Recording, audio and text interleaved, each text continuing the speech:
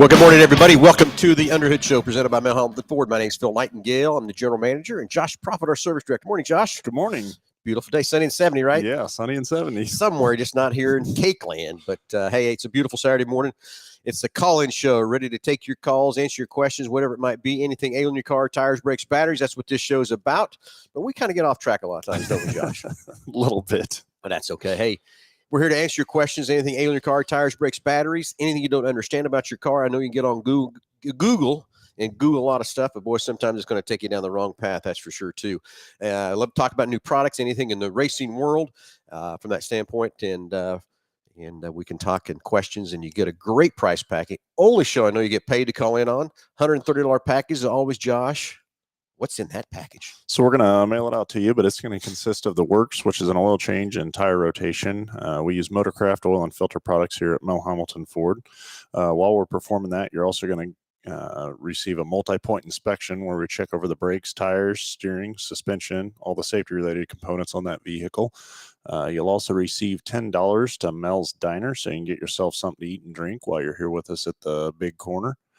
You're going to get complete nitrogen for your tires, so you get all the great benefits that nitrogen has to offer, as well as BG products, which is going to consist of a can of MOA or motor oil additive for your engine oil, and then a can of CF5 for your fuel system. Again, just getting that vehicle geared up and ready to go for that next 5,000 miles of driving.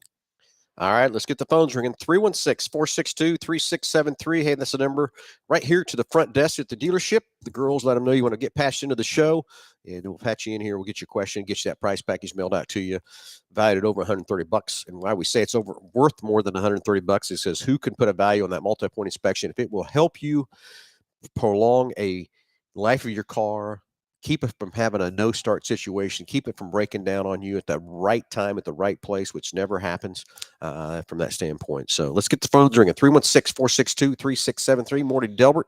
Welcome to the show as always. Thanks for watching from that part. So been a crazy week with this weather, hasn't it, Josh? It has. It really has. It's, I don't know, this time of year, it always, people are kind of thinking ahead to the summer and school. I was talking with my boys last night. I mean, they're starting to count down days. That's how close we are on that, Dude, I used to do that too, man. Yeah. Of course, I started counting days down the first day of school. So they're down to, I think one of them said maybe 35 days of school left of actually going. So, I mean, that's crazy. That's absolutely crazy from that side of it. And so people are looking ahead to summer. We've got racing right around the corner. We're had arrangements to move the Connex box for service in Salina track up there on Friday, and then we ended up kind of doing a little bit of a back step on that and going to move it on Tuesday. Now the track was just a little bit too wet up there to to be getting that big 18-wheeler up there, and didn't want to get him stuck or make a bunch of mud ruts or anything like that in that instance. But it's definitely right around the corner for spring for sure, and we're excited for all the things that spring brings right along with it for sure. And when we get into this rainy season, a couple of things automotive wise that we really look at, you've maybe gone in this particular instance, been a couple months since you turned on some wiper blades and you hit those things and they just smear everywhere. And it's amazing how many people, I guess, kind of forget about wiper blades until they go. Well, you don't need them till you need them. Yeah. From that side of things for sure. Don't need them till you need them. And then Kansas is one of those things where it could be sunny and 70 and 10 minutes later cloud up and pour rain on you for sure. So. Okay, let's see here, Josh. Delbert's got an interesting comment here. Let's see what you think about this comment too. I got a different opinion of what I think happened here, but so he had his 20. He lives down in Oklahoma. Okay, and used to live up here in Wichita. I think he got a job transfer or something. I can't remember now, Delbert, why you moved to Oklahoma, but you did. Anyway, he had his 20 Fusion towed to the dealership last week because there was 3 quarts of oil on the ground underneath it. Okay, they did an oil change a week and a half ago. And before that, they told me the oil filter had a hole in it from the factory. Ding, ding, ding, ding, ding, ding, ding, ding, ding, ding, ding, ding, ding, ding, ding, ding, ding, ding. Nope. Disagree. Disagree.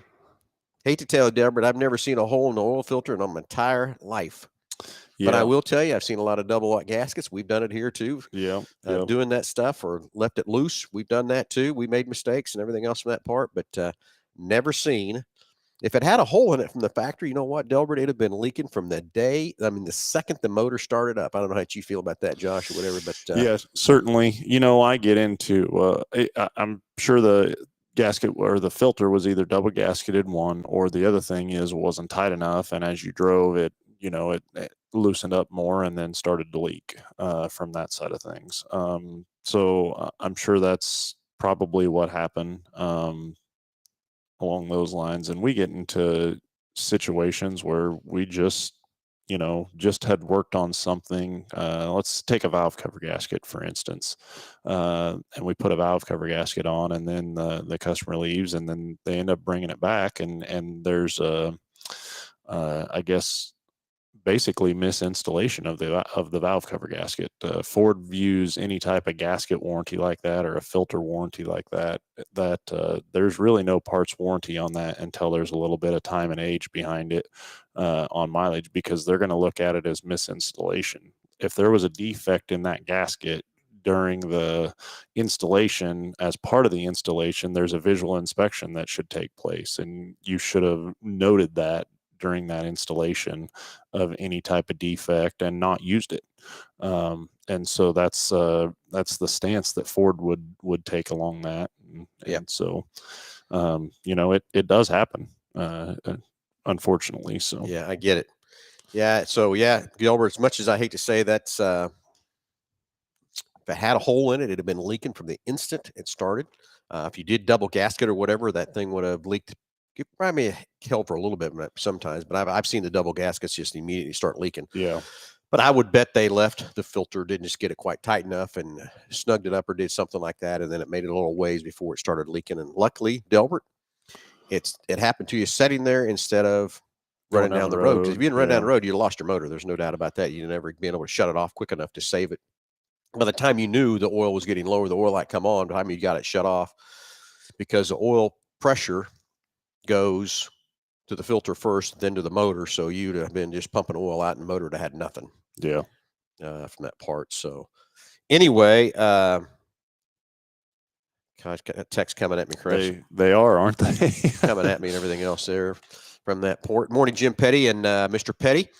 Okay, thank you enough for what you did yesterday. Our parts vans were in Shawnee, Oklahoma for the go-kart race.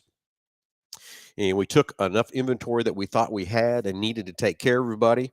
We were there a couple of hours, and guess what? We were out of things. So Mr. Petty jumped in one of our vans, loaded up some more inventory, and headed to Shawnee, Oklahoma on a spur of the moment yesterday afternoon so we could get the go-kart guys taken care of down there in Shawnee. Looks like there's a ton of cars down there in Shawnee. So Jim Petty, thank you for jumping in the van at last minute and running down to Shawnee to help keep those go-kart races going and everything else too. From that part, just overwhelming response down there for parts, tires, and everything they need for those go-karts. So Jim, thanks again for taking care of us and helping us keep those racers going down in Shawnee, Oklahoma from that part. So anyway, hey, got a question and that popped up on Facebook. And we need to talk a little bit about this too. It's called the tire shortage in the racing world. So let's talk about that. What's happening there. And it's not just Hoosier.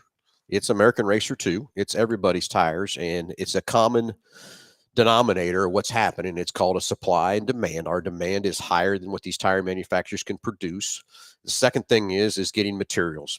With our supply chain and everything that's happening out there, can't get it. And can't get enough. Both of the manufacturers are trying to find help to help people build the tires. I understand that too. We're looking for help every day here too at the dealership to try to help that go.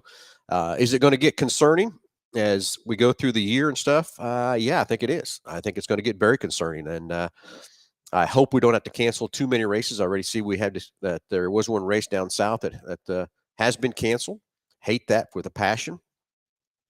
But I think what we have to do as racers, and, I'm going to talk from the racer side of it. I want to go in and I want to buy 20 or 30 tires at a time so I can have them ready to go. Convenience. Yeah. Yeah. Yeah. But we're going to have to buy tires as we need them, as we go down the line each week. Buy what you need for that week. Spread this out a little bit. And just yesterday, Nick came in and said, "Hey, we got a good customer. He wants to buy a bunch of IMCA tires." And I said, "No, we don't have them." No. Yeah. We had that many that he needed, but I can't just give it to one guy. We've got to spread this out to everybody. It's going to get real concerning, in my opinion, in middle of the summer to see how things are going, how many of these tracks are, rubber down and eating up tires and that kind of thing from that standpoint. But again, racers, we need to scatter this out. We need to pace ourselves. We need to buy what you need by the week. Hopefully the manufacturers, as we go down through the time, will get some more material to help build these tires and everything else like they need to. But again, is it going to concerning? Yeah, it's concerning. We've been on the phone with Hoosier discussing that. But the next thing is, racers, I hate to tell you this, but the cost of goods has gone up drastically too, like everything else. So hate to tell you, but the price of the tires got to go up. I know you racers hate that and everything else like that. I do too. I don't want to pay more than I have to for a tire. But when it is what it is, everything's going up. Everything's going crazy with the supply chain and stuff. We can't change it and everything else from that part. But racers, realize that here at Mel Hambelton Ford, we're going to do what we can to help you get the tires you need. Ration the tires like we need to help everybody race throughout the summer, throughout the whole entire racing season. And that's it's really no different on passenger tires either. I'm seeing the same trends from there. I think the difference is on that side of things is there's so many different manufacturers out there, and everybody kind of has their niche, but the prices of it, the availability of them, it's all been affected as well on that side. Is from there. Like I said, I don't think you see it as bad, but I definitely know the prices of these tires are going up, and then the availability of stuff, especially when you get into the larger size, maybe 8 all-terrain tires from that side of things, or even the mud terrain tires, what there used to be available, 6-7 months ago or a year ago versus what's available now. It's different. Yeah. I mean, one I ran into this week was a BFG tire that we normally stock and everything else like that. And looking at 7 days to get them. Hopefully we do get them. Who knows if we'll get them or not or whatever. But everybody, it's not just in the automobile world, it's everywhere. I mean, I've tried to order different things and get different things at stores and stuff, and same difference, having to wait from that standpoint. So I think we're all getting used to it and everything else too. But the tire thing is concerning. It is very concerning where we're at, and just hope that this supply chain can get enough. I mean, the first thing we got to do is got to get the material to build the tires. Yeah. But the next thing is the cost of those goods are going up.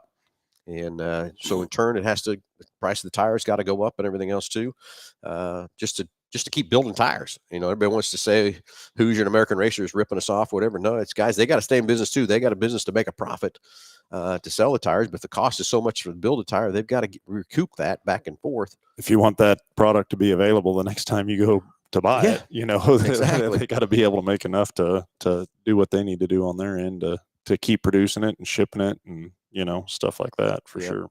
So anyway, I hope that answers everybody some questions about tires and racing and everything else like that part. Nick and I have Ballman have been working very hard on inventories of racing and making sure we're stocking as much as we can. Sheet metal has been another one. It's been a kind of a pain, and just got another order of sheet metal in this week, so that's huge from that part. We're selling a lot of that sheet metal out to build these race cars and everything else like that too. So anyway, everybody just be patient, be understanding. Let's work together, help each other, and is it what it is, and we'll get through it one way or another. Sure. So anyway, Delbert Alt has a car show in Pauls Valley, Oklahoma. So if someone's around that area today, he said he'd love to have you come by and check out the car show swap meet in the park at 8 a.m. Come on down. So anyway, Pauls Valley, Oklahoma. Sure, we got some people listening down there from that part too, I guess. So anyway, Josh, this is one that we were sponsoring next Saturday as well. So it's over in this is in Goddard. Okay. I'm not sure where they were doing that for, but it's for the Lions Club of Goddard. But they had their big draw there is they had the 2022 Grand National Roadster winner. America's Most Beautiful Roadster is supposed to be a one-time only viewing for this car. But it came out of the Dublin Dublin. Yeah, I know what you're saying, but I can't think of it either, Josh. It's basically it's one of their cars. Yeah. Chevy Roadster. Lucille. Lucille is the name of it. So and they're doing that. It's next Saturday. No, Sunday. Yes, sorry. Oh, rain date. Rain Sunday. day is Sunday. It's next Saturday, from 12 to 4 p.m. over at Goddard. So they're expecting a pretty big turnout over there. She came in and collected. We had donated a couple things and a check and stuff like that to them. And so I'm sure we'll get a couple of cars together for that and take them over there as well. Linear Park in Goddard. Yep, okay. Yep. Next Saturday, and what is there? 12 to 4. Yes, 12 to 4. That'd be fun to go see Lucille, and of course, see all the hot rods out and everything else too. And, a lot of car shows weren't going last year. So I'm glad to see a bunch of car shows back out there this year and stuff too from that part. Jim Petty said Jeff Brulette Roadster. So it must be who owns the car, I imagine. Jim Petty's always up on all the racing stuff and all that stuff too from that standpoint. So all I know is this trophy that they're standing next to, either these guys are pretty small or that's a pretty big trophy, one or the other. Yeah, I kind of wonder about I thought that too, but this other one right beside it looks pretty small. So it's a pretty big trophy they got sitting there beside that. There's a big difference between first and second place. I think somebody's got a big old famous saying about that. It's what movie you watch all the time. What is that? I don't know what you're talking about. Saying? No, nice try. Nice try, Josh. I know you can quote it all. Hey, we got a phone call coming in. No, I don't. We got to get this saying out first. You can spit it out all you want. Everybody so you knows. Ain't got any idea? You ain't got no idea what that saying is. I think I got an idea. Okay. See, everybody, while we're getting this caller patched in, there's a joke going around this dealership about the movie. What's it called again? Well, don't even go there. It's Talladega Nights. Oh, yeah, Talladega Nights. And I will tell you. Oh, yeah. Oh, yeah. They think that's my favorite movie, favorite show, everything else like that. And I will tell you, the first time I was watching that movie, and I was at a friend's house, and I hope he's listening. Some Saturday mornings he is listening. Is he? Yeah. And what's his name again? Is it Ricky Bobby? We got this caller. We'll finish this story here in just a second. Good morning. You're on Live with Under the Hood. Go ahead. Yeah, I want to ask a question or two. When one buys a hybrid car, you can run on the battery and the engine charges it up and all that business. However, when you buy an EV car that Ford is and or will sell, how much is the charger and what kind of voltage does it run on, and how much does the charger cost, or does it come with a vehicle? Great question, James. So there's a couple of different things to that. Depending upon when you say a hybrid vehicle, that means that it runs on both gas and electric, because it's dual energy or dual usage there.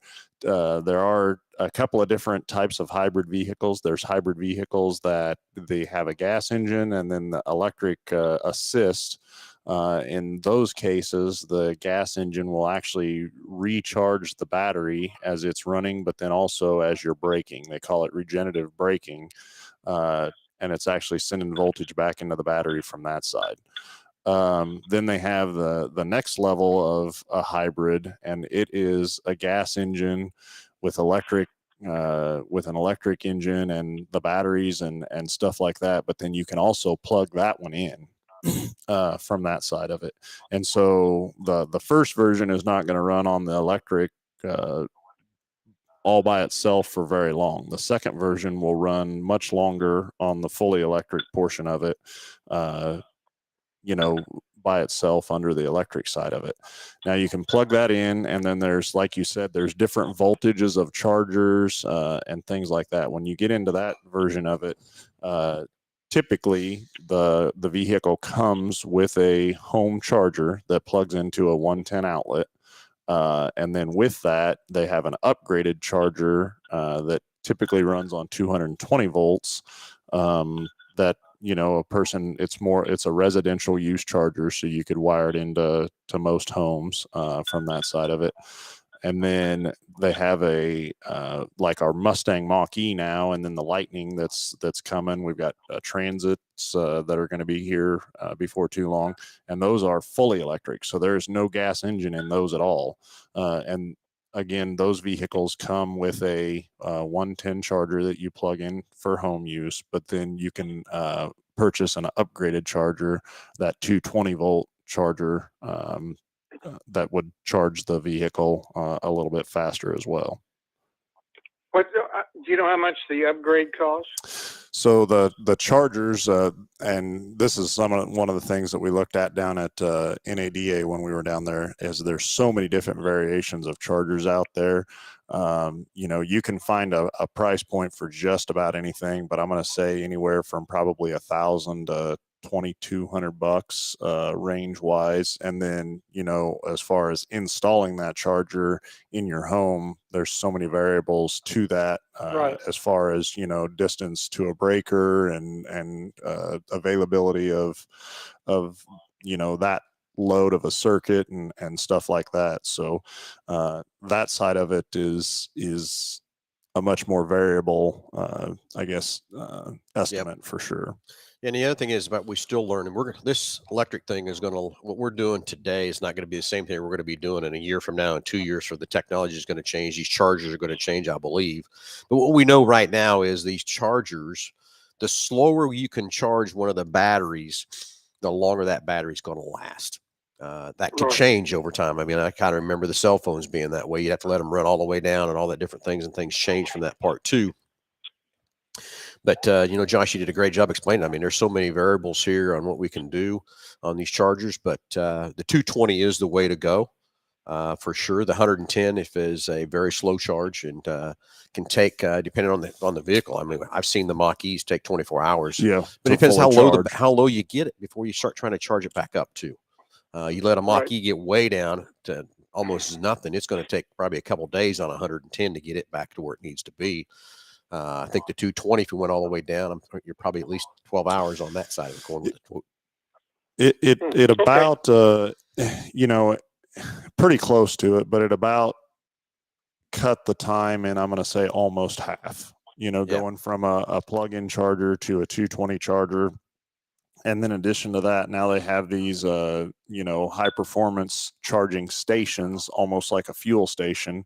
And, I've seen figures or numbers up to 80% charge. So on these high performance stations, like a fuel station would be, they don't 100% charge the battery, just because they have to leave room for expansion because of the heat that generates. So you get about 80% charge on a battery, and I've seen it anywhere from 45 minutes to 15 minutes charging time in that situation or scenario. I'll be done. Well, okay. Well, I appreciate the information, and thank you very much. Hey, thanks for the call. Really appreciate it. You bet. Bye. All right, 316-462-3673. That's the number to call in. Anything ailing your car, tires, brakes, batteries, or anything you don't understand about your car, we'll do the best to help you understand it. And I'd love to give you this price package valued over $130 for each and every caller.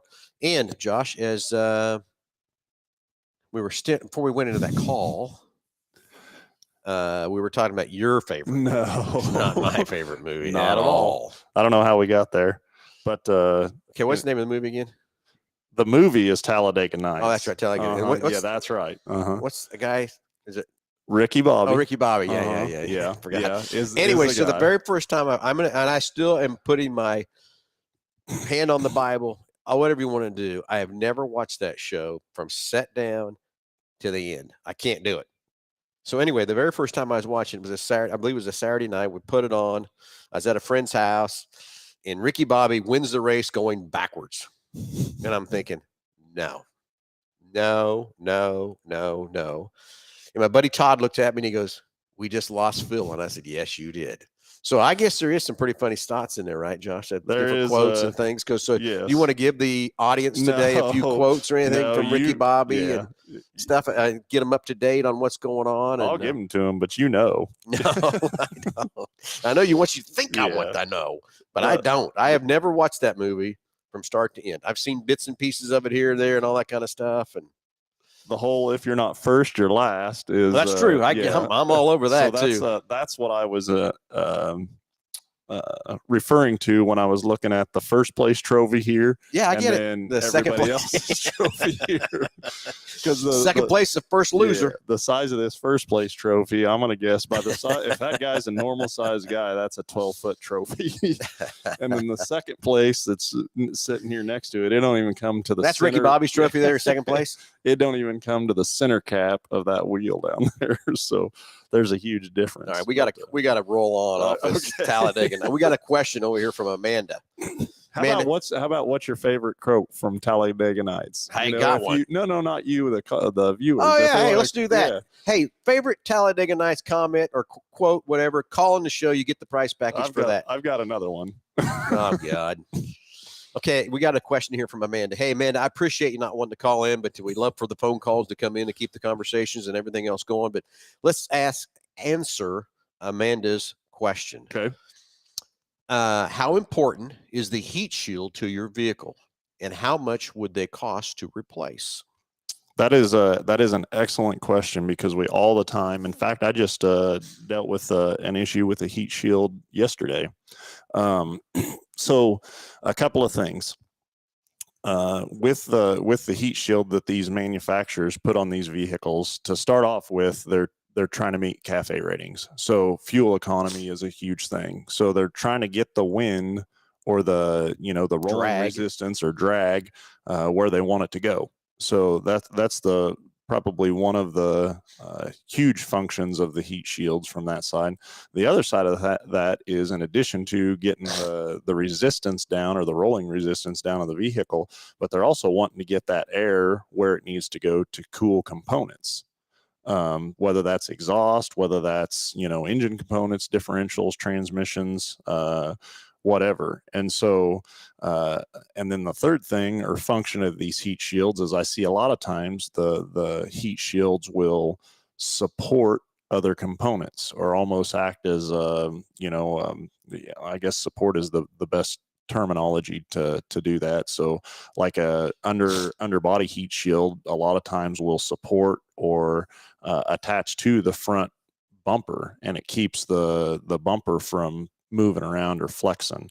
And so it's almost structurally part of the vehicle in some cases or some instances. And so, the other thing is that some of these heat shields get pretty expensive from that side, and it's so easy for road debris to hit one or knock it off, or loosen it up or make it rattle from that side of things. But they are part of the operation of the vehicle. Now, is it going to leave you stranded on the side of the road if you have a heat shield that's missing or not there? No, probably not. But a long-term effect from that would be more fuel economy from the vehicle, not cooling components as they should be, which there are long-term effects to that, after driving a lot of different miles and it operating more at a higher temperature. The fluid's going to break down quicker from that side of things, and it would be a really long-term effect. But then also, if there's some type of support that heat shield offers for another component, and that's sitting there blowing in the breeze or flexing in the breeze, there could be some additional damages from there. I'm going to say no adverse effects right off the bat, but long term, you might end up seeing some stuff. So. Amanda, what happened? I hate to tell you I think what you're telling me, because it fell off, so you basically run over something to knock it off or whatever from that standpoint. But it's in bad shape. You're probably right. It's probably not available to put back up underneath it. But Amanda, I will tell you, even though you didn't call in the show, I think we can get you, if you want to call the dealership after the show and ask for Josh, we can probably get your car and take a look at it, and let's look at that heat shield and kind of see what's going on with it and what's happening, what you can do. And Josh, you can make that determination. We can get it in the air and decide how detrimental the long-term effect might be to help Amanda out on that part or whatever. But the other thing, Amanda, I'd love to do is make sure there's nothing else damaged from whatever you might have run over or hit or whatever to knock that thing off. So Amanda, that's call the dealership after the show after 10 o'clock, 316-462-3673, and ask for Josh, and we'll see if we can get your vehicle in and get that thing looked at to see what kind of issues you might be having there today too. We've got a caller, and I bet they have a Talladega Nights story. I'm almost certain. I'm excited to get them in here. I bet you are too. I know who's coming. Here we go. Hey, you're live with Under the Hood. Go ahead. Hey, what's going on, guys? How are we doing this morning? Really good there, Ricky Bobby. Yeah, I'm a semi-professional race car driver and an amateur tattoo artist. What now? Is that a quote out of the movie? I said, I'm quoting the movie. I think I said I'm a semi-professional race car driver and an amateur tattoo artist. Couldn't tell you. I have no idea. And Jordan, they give me so much, water around here because they think that I watch that movie every night. And it's on my DVD and everything else, all the way through here. But I promise you, I've never watched. Well, you told me that personally. You even texted me that you do watch that, so that's true. Nice try, Jordan. Nice try. So I can't tell you that's a real quote or not. Josh don't even know that's a real quote, and he's watched that movie. No, it is. It is. Josh has watched that movie a lot more than he's letting out of the bag too. It sounds like to me. I have seen the movie maybe once or twice, and then bits and pieces of it through there. Once or twice. I promise you, Josh has watched that thing 100 times. Watching that movie, Jordan. I thought you'd come up with a better quote out of that movie than that. Oh, there's tons of good quotes, but that's one of the best. Yeah. So, and I mean, the best of all is if you're not first, you're last. That's the best. That's the best quote of all time out of that movie. Can't use that one. I already took it. Did you? Yep. Okay. Come on, one more, Jordan. Let's hear it. I don't know. You know what? I tell you, you go watch. You go you know watch. What I thought about it, Frenchie? Listen to this. These colors don't run. You go back and watch the movie this week, and you report back to us next week and come up with something better. Okay? That's fair. I can do that. That's a fair request. He's probably got it on the background. Yeah, not quite, but I got it on my DVR for sure. Well, I can promise you, I don't. But you did hear what I said. I'm watching the movie for the very first time, and he wins the race going backwards. I was done. Yeah, done. You don't win a race going backwards. When he says he's done, he means he had to pause it, get up, go to the bathroom, come back, unpause it, and finish the rest of it because he was laughing so hard. Yeah, it's funny. That's funny. All right. Well, anyway, Jordan. One more quote. Anything? Nothing. I got nothing for you. I had a question about electric cars, though. Question about what? Cars? Electric cars. What we were talking. What you guys were. I had a question about the electric cars. Okay. Okay. So, do those things? Do they just kind of like a DeWalt drill? I mean, you just push the gas and they're done when they're dead, or do they start to slow down? I mean, is there an auxiliary battery you can flip them over to limp them in to get to a charging station? How does that work? As opposed to an electric or a gas vehicle running out of fuel, I'm sure there's some sort of a gauge or a protocol for, hey, it's getting low, I need to charge it. Just curious how that works. I've never driven one of them. Well, pretty much they will run full energy to zero for that part. So it's like an LED battery in a DeWalt drill. It works until it doesn't, or like not LED, lithium ion battery. Yeah. It works until it doesn't from that side of things. So, and then, to run one completely dead is kind of a process because there's a special recovery charger that has to be hooked up to it then. But the biggest thing with all these fully electric vehicles is, man, there's so many indicators, warnings, as far as knowing exactly how long you have before that happens, to keep from that happening from that side of it. Okay. Yeah, that was my question. I'm sure they had just the same way your car has a fuel gauge. I'm sure they had some indicator, but I just didn't know.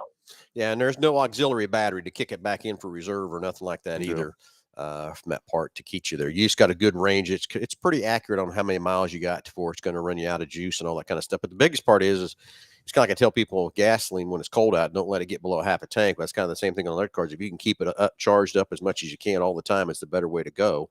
Never let it run down as low as you can to try to charge it back, because you're going to have a long charge ahead of you. So. I see. Well, thanks, guys. I appreciate it. I had a question just for you, Josh. It's true. Just curious, completely hypothetical question, Josh. If you bought one of your friends a super cool pair of Hey Dude shoes for Christmas, and then they lost them and never wore them, would that hurt your feelings? Hypothetically. He's mad at me. Hypothetically. He bought me a set of Hey Dudes, and then I moved. I can't find him, Josh. And he's upset with me. I get it, but I'm telling you, I didn't pack the house. I mean, I'm not unpacking the house. Don't take this the wrong way, but a gift's a gift. Whatever that person does with it once they get it is. Jordan, I swear to God, I cannot find. Mary has not found them, and we're looking for them. I can promise you that. But lie to me. Just lie to me. You're like, yeah, I wear them every day. They're my favorite shoes. I can't do it. All right. Well, okay. So that's fair. All right, Jordan. Have a good weekend, buddy. Hey, you guys have a good day. You too, buddy. Bye. All right, got a couple callers coming through, and next coming up, and we got Trenton Berry holding on the line type. So hang on, Trenton. We'll be with you shortly. We got Trenton ons now. Trenton, you're on live with Under the Hood. Go ahead. Hey guys, how are you? It's Trenton Berry here. We're over at Humboldt. Trenton Berry Racing Dirt, our great partnership we have with you guys, and Trenton, I fell asleep after the B feature, so then I woke up to saw what kind of happened there, but that's okay. So what's happened at Humboldt? We had a rough racetrack and everything else too. So I think that's kind of maybe what stopped the show, but kind of update our listeners on what's happened, what's going on, what's the plans for today, and all that good stuff, buddy. Yeah, and they really there just really wasn't much of a choice. They worked on it as long as they could. They had rain all week, and it was kind of crazy because early on the forecast showed even this week leading into the race that the weather was going to be better for yesterday. And I'll be darned if about 4:30 there wasn't even just a little bit of a light mist. So there was about 1 hour of sun yesterday, which Phil, you guys know, a lot of the listeners know too from your experience in dirt racing. That's not a recipe for good, especially after it's been wet all week. So they really did the best they could do with it, and so they decided to hold off on the feature event for the mods, and they held off on the feature for the stock cars. And the B mods were going to run a kind of a small preliminary feature. They scrapped that. They're readjusting the purses to add some money to compensate for that feature event. And the B mods were going to run 4 heat races. Now they'll run 3. And we were going to run a double today, but the track needs a little more time to dry out, so they're not going to run a double. Going to be condensed to 2 shows for the 2 divisions. There's a lot happening, right? There's at least 3 chapters of a novel from last night. Yeah. So they're doing the best they can. They did do the redraw afterwards. Cale Westover and Peyton Phillips. Cale Westover down from Southern Oklahoma, taking a look maybe to run for Rookie of the Year. He runs a Western Flyer race car, and Peyton Phillips used to run the 9D8 car, and he switched his number. He now runs the 127. He's from Chanute. So, he's just down the road from the racetrack and a local to Humboldt Speedway. So pretty cool, interesting front row there with some of the big guns, Derek Ramirez and Carlos Amata Jr. right behind them. Jake Tim, Jason Good, row 3. Tyler Peterson from North Dakota, the driver that won the Dome race in St. Louis. And Tyler Davis, 65 to his outside. So those are the top 8, though. Those were the redraw last night. And that was basically the story. There were 72 modifieds. That's pretty well kind of the Cliff's notes of the modifieds last night. Yeah. So anyway, so basically we canceled the A features for the stock cars. All A features got canceled last night, right? Correct. Yep. So then, they did. So today, what's kind of time? So everybody knows to get over to Humboldt. What time does everything kind of start off today, and all that good stuff there? Yeah, pits at 2, grandstands at 3, and they plan to put cars on the racetrack at 4 o'clock. And the first things they're going to do once they have the track ready to race is they're going to run the 2A features, the mod race and the stock car race. So, and I didn't hear the running order for that.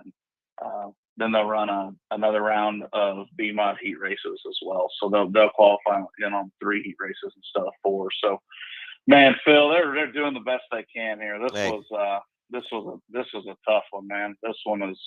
Yeah, I get it. This is about as difficult as it gets, with a multi-day format and a racetrack that just can't get it to cooperate, and a racetrack that typically is super smooth. Yep. That's not Humboldt.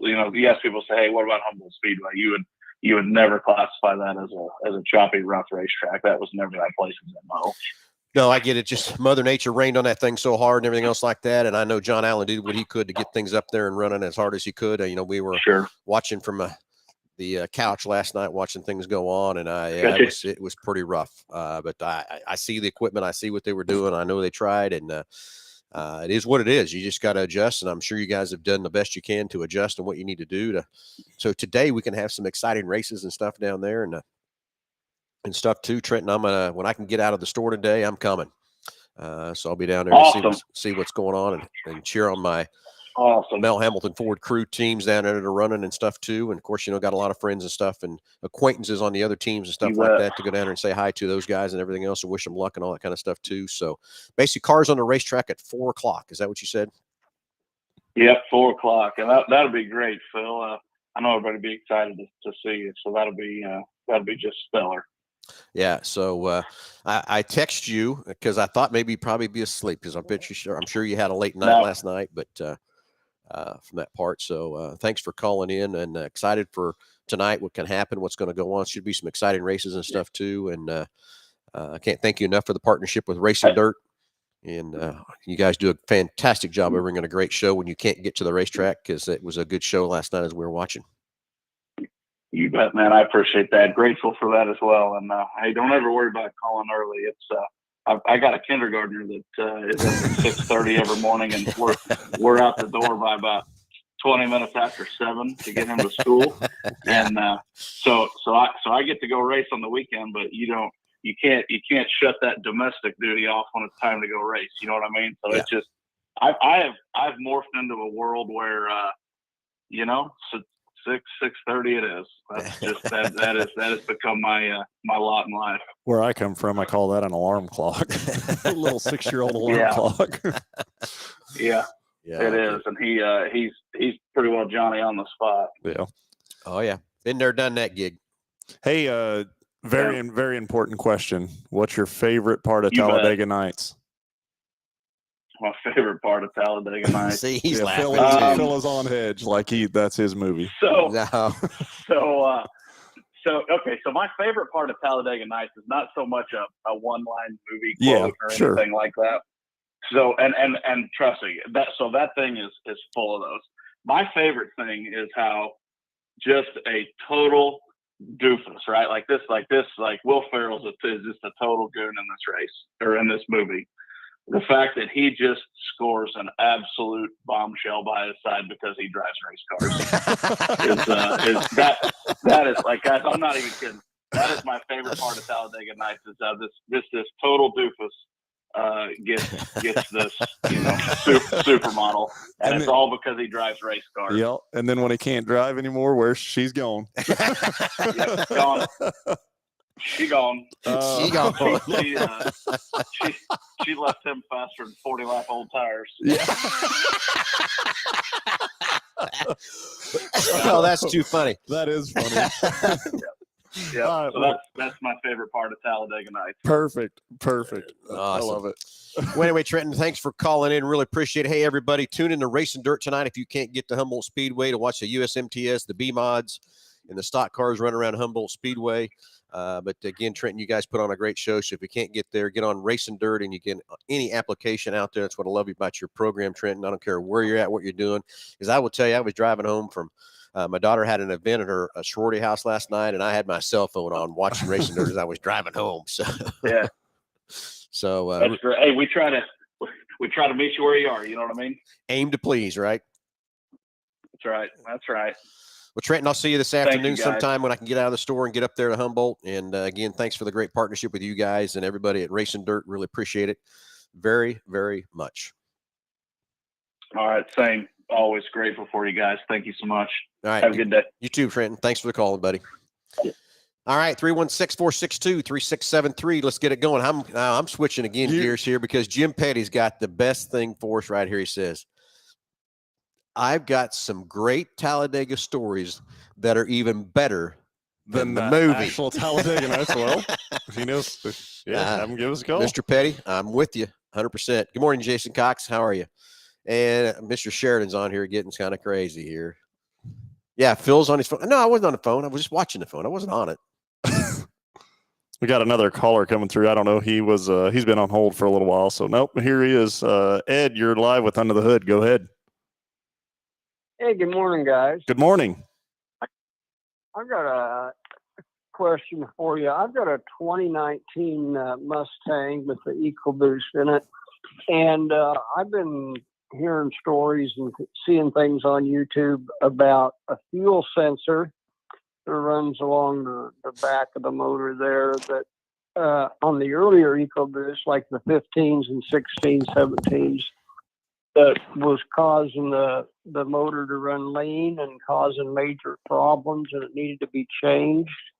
Do you know if Ford ever changed that? And it's like the 19s and 20s and so forth need to be changed also, or is it a big deal? I'm I'm thinking back in my head of different sensors or anything like that they had that was an issue. And man, I just can't, even on the models that you were talking about, I don't know as that I can place anything like that. Those EcoBoost engines have been around since 2011, and they have just been phenomenal engines from that side. I mean, it's the amount of failures or interior components or troubles that we've had troubles with has been very, very, very minimal from that side of it. And so in your readings, I mean, what was a concern with them running lean and causing damage? Or yeah, they were causing motors to blow just cruising down the road. Yeah, and this is just something you picked up off of the internet or something, or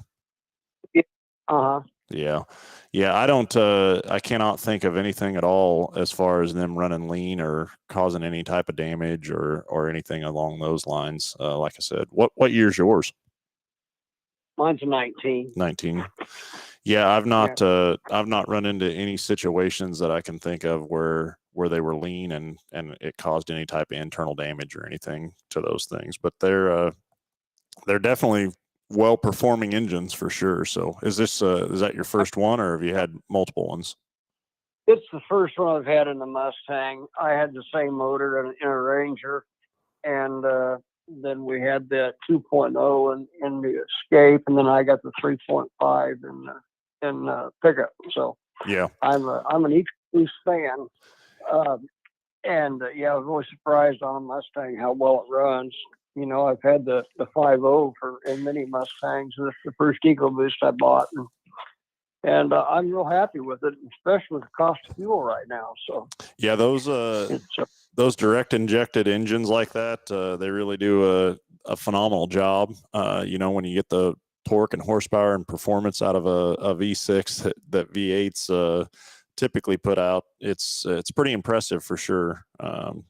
On that side of things. So, and like you said, on the fuel economy and what they can do there, my biggest problem is, if you do drive them a little more aggressive, the fuel economy does suffer a little bit, because I can drive one and my wife can drive one, and we get two totally different numbers. It does make a difference, especially with the pickup, or any type of aggressive driving, pulling a trailer or wind or even cold temperature affects them a lot. Yeah. But I have noticed with the Mustang, unless you keep it in sport mode all the time, you could be relatively aggressive with it, and it'll still do 25, 26 in town and 28 to 32 on the highway. So. Yeah. Yep. So, Ed, I got to ask you, we've asked pretty much every caller at this point. Have you seen the movie Talladega Nights? I have, but it's been many, many, many years that I was trying to remember something about it that I could, because I knew you guys were going to ask me that. Yeah. I just don't remember. It was a good movie. I enjoyed it, but it's been a long time since I've watched it, so I really can't give you a good answer on it. Gotcha. Good answer. I like love it. I like the last guy's deal about it was the race yeah. gets the girl, I will say that he hit the nail on the head on that. That was that was a very, very good answer for sure. Left him as fast as a set of 40-year-old tires. That was good too. Shit. Yeah, it's amazing. You look at NASCAR and some of these drivers that I wouldn't call the best looking guys in the world, but sure seem to have the best looking girls. You know, we're a NASCAR family on Sunday. I'll tell you that for sure. And I'm gonna tell you, I think every Sunday when the driver introductions, we have the same comments. That's for sure. That is sure does. Yeah. Or she is like 4 foot taller than the driver, because some of them guys are pretty small. Get in them cars. When we go down to the Chili Bowl down there, it's like, man, them drivers are. Which, I mean, I understand it. It's a weight thing and everything else, but some of them drivers are pretty short for sure. Yep, that's exactly right. So. Yeah. Most definitely. Well, Ed, thank you very much for the call, and hope we answered your question. Hey, you're welcome. Thanks for your answer on that, because I just, got me to wondering. The best way to find out is just call you guys. Yeah. So. Nope, I think you're good. So, all right. All righty. Thanks. Ed, have a good rest of your day. You bet. You too. All right, 316-462-3673. Just a few more minutes left on the show. Take a few more calls. Yes, Rex, I get it. Smart TV, huh? Yep, I get it. I'm trying to fix that dang back screen. It's driving me crazy. I got it close, but I can't quite get it all the way to spread out. I don't know why I think it keeps going dead on us like that, Josh. So I got a text here. Well, it's from Jared, actually. But he says, really imagine that. Jared who? He said I told him Mr. Oval guy, blue oval guy. Is that who you're talking about? Yeah, he said he's got 2 kids. One's named Walker, and the other one's named Texas Ranger. Was his favorite part. One of the boys says, "I'm all jacked up on Mountain Dew. I'm going to come at you like a spider monkey." Oh, good God. And just to thinking how much fun that worthless movie has made on this show today. It is. Yeah, it has. It has, for sure. Anyway, a few more minutes here on the show to throw some more of these crazy comments on Talladega Nights. Just won that race going backwards. Yeah, I think if we get enough of these quotes going here, Phil will chime in with his. Let's get on it. I'm almost certain that will happen. I already did. When you're first, you're last. When second place, first, you're last. Yeah, let's get Chuck coming through here. You got him coming? I had denied. Sorry, did not. No. I just saw Chuck's on the line. So we'll have Chuck on pace through here in just a little bit. Hey, while we're waiting on that, get Chuck on the line here real quick. We need to thank our sponsors helping each and every week, which is BG Products. All the great preventative maintenance products we use right inside here at Mel Hambelton Ford. I've been using for many, many years. They're great products, great things to help keep your car running many, many miles. And remember, what's in your owner's manual is the minimum requirements for that car, not the maximum. And BG does a great job for that. And let's go to the phones and talk to Chuck. Chuck, you're live with Under the Hood. Go ahead. Hey, I have a question about just like general preventative maintenance. Like, how long in today's world should a person expect a vehicle to last? I mean, like, we get these spam calls all the time about your car's out of warranty and this and that. And I drive an 08. And my question is, if from like 2000 to the present or whatever, how much of these vehicles are computerized to where any of that stuff that they say on the phone has any merit to it at all? Well, the first thing I'm going to tell you, Chuck, is when you take those spam phone calls, I would hang up. Because all they're doing is selling you a warranty or something to take your money. And then if you do have a claim, it's going to be a nightmare to get the claim covered, or they're not going to cover it. They're going to cover 50% and all this other stuff. But if you do want a warranty, buy one from a dealership that's been in business a while, has some reputation behind it, because they're selling some good quality maintenance warranties behind that. And ignore those phone calls. I promise you, there's nothing but a disaster getting ready to happen.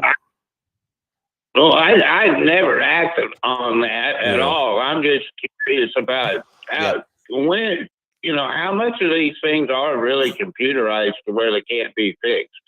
Well, and so it's not a matter of them not being able to be fixed, but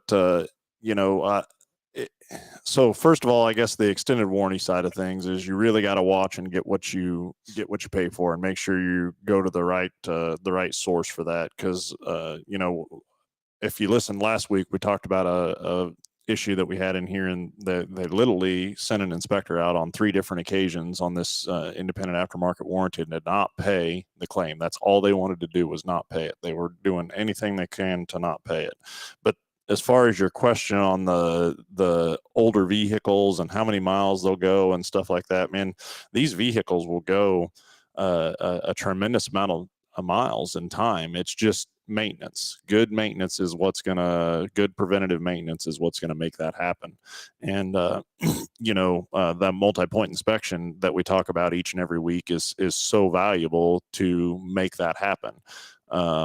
To make the drivability parts or the powertrain components keep rolling on. Now, eventually, at some point, a vehicle is going to start deteriorating, and like window motors and electrical components will fail. But man, just taking good general care of a vehicle, they'll go as many miles as you want. I mean, we see cars all the time that we bid or trade in that we'll have 200, 300, 400. We've got a truck back in the shop now. It's got 500,000 miles on it. Yep. And it's had a pretty hard life from that side of things, but everything still works and functions on it. And so with me, that's my main concern, is about the electrical, because, with my modifications, I'm afraid of fire. Yeah. The drivetrain is fine. Yeah. Yeah, that's usually what I tell everybody in these days and age. Everybody's powertrains are pretty good out there. You buy these warranties and stuff to protect you for all the tech stuff and the electrical things, the motors, the modules, those kinds of things that actually really you can't determine when they're going to go bad. You can maintain your car and make that engine run forever. Like Josh said, I bid a lot of cars that you walk up to them and they've got 300,000 miles on it. It looks like they got 100. You can walk up to a car, you think it's got 20 on it. I think it's got 100 on it, and it's got 20 on it. I mean, it's just all over the difference things from that standpoint too. So it's all about preventative maintenance and that sort of thing. Like where you got on the phone, Chuck, I was talking about BG products and all the things they do to help make your car run many more miles, and basically keep that 08 running is keep that oil change more often is a better thing, and keep a multi-point inspection done on it. And I'd love to sit down with you and show you a play out that would help you make that car run even longer. All right. Hey, Chuck, you got a favorite Talladega Nights story? No? Yeah. No. All right. It was worth a shot. Well, I don't have. Have you seen the movie? Mostly, and I did see quite a bit of it here not long ago, but man, I couldn't, I know there's too many Talladega Nights fans, that I would embarrass myself by trying to. I get it, Chuck. Trust me, I get it. I get it. Okay. I'm on your side, Chuck. Well, you guys have a nice weekend. You too. Thanks for the call, Chuck. Bye. All right. Some great comments, great questions, everything else here today. Great stuff coming through there on that part. And Greg Murray and Josh, you'd have to say if this is really true. I don't know. If you don't chew Big Red, then forget you. That's what Greg Murray just wrote there from Talladega Nights. Yeah. That's his. Yeah. Greg, you should have called the show. You could have got a deal, but we're running out of time to be able to get you on the phone and answer the question to get you the price package. So one of my favorites deals, there's so many of them. I mean, there's so many of them, but one of my favorite deals is when this dad's trying to get him to go fast again or drive fast again. And they're sitting on the porch there, and he says, the cops, you can hear the sirens in the background. And he says, boy, I just strapped a kilo of Colombian Bam Bam on the bottom side of that car. You better get in it and get going. And so he hops in the car and takes off, and he outruns the cops. And at the end of the deal, then he crawls under. There's some scenes in there that are real accurate as far as what the vehicle capabilities are, but he outruns the cops and gets out and crawls underneath the car and goes to get the Colombian Bam Bam down and opens up the bag and it's Lucky Charms. So anyways, yep. So busted. So, hey, anyway, everybody, it's been a great show, and I can't believe Talladega Nights brought all the laughter stuff to this show, but it is what it is, I guess, huh? So anyway, hey, everybody, thanks for watching. Thanks for listening. Let's run through one more time. BG Products, Big Corner Creative for all your advertising needs. Anything you need to help you make your business. You want a web page, you need traditional advertising, Google advertising, race car wraps, vehicle wraps, window wraps, anything to help advertise your business. As those guys say, just Google us. Hey, just bought a bunch of new rental cars for Stan and the fleet in the loaner rental division. If you're looking for something, summertime's coming. Still have quite a few 12 and 15 passenger vans for the summertime. Get your calendar, get it booked ahead, because we are thin on cars like everybody else is on that part, and we're still have not raised our rates in the rental department from that situation because of low inventories and everything else too. So give Stan a call right inside here at Mel Hambelton Ford at Go to Rent. Everybody, thanks for watching. Thanks for listening. We'll talk to you next Saturday.